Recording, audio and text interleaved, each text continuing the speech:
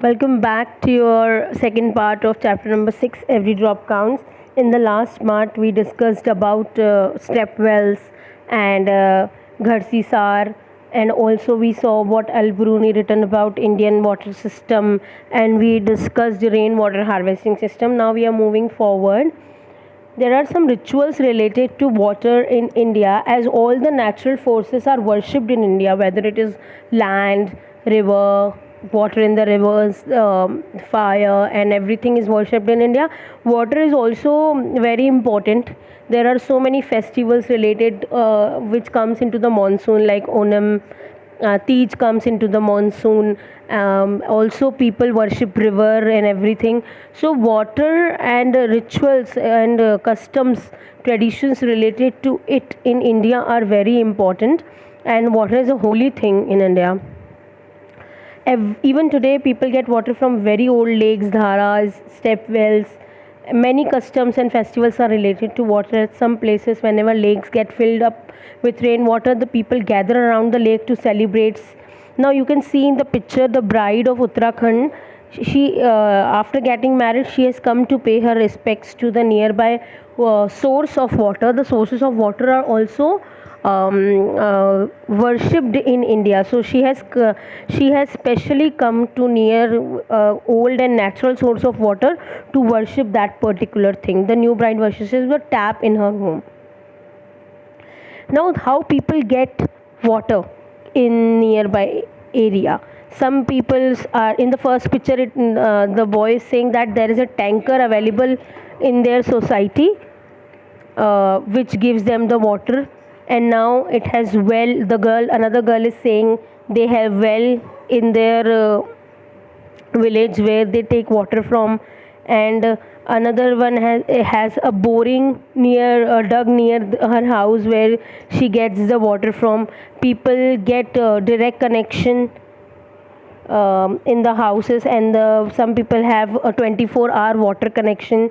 Some people has to collect water from nearby hand pumps.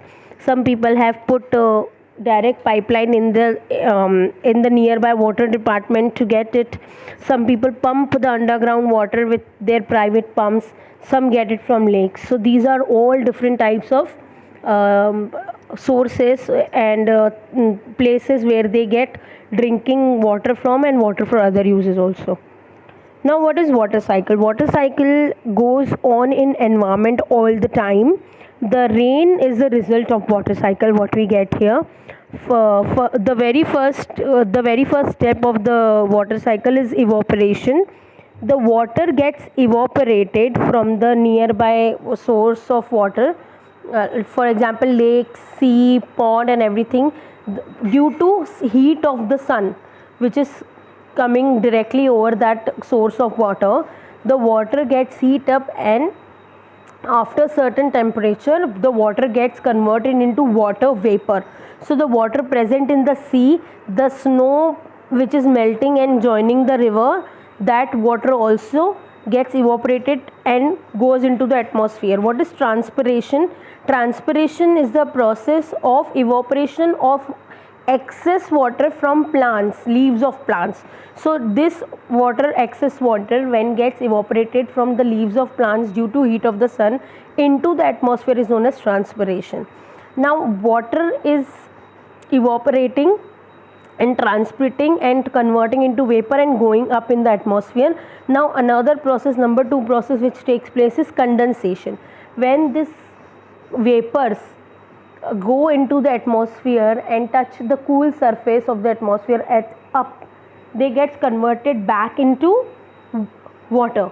So, and the vapors are touching the cool clouds up in the sky, and that's how the process of condensation takes place, and they get stored into those clouds. Now these clouds travel far, far, far away, and when they become very heavy, in order to not to be traveled anymore, they give back the water which has been taken from due to evaporation from the earth itself. They give back in the form of rain, sometimes snow. So this process of giving back the water to the earth is known as precipitation.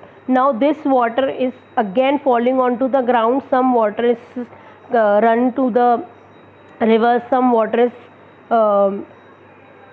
soaked by the ground, and ultimately it becomes the groundwater, and then again the cycle starts. In this way the cycle goes on: evaporation, transpiration, then condensation, and then finally precipitation. So this is water cycle.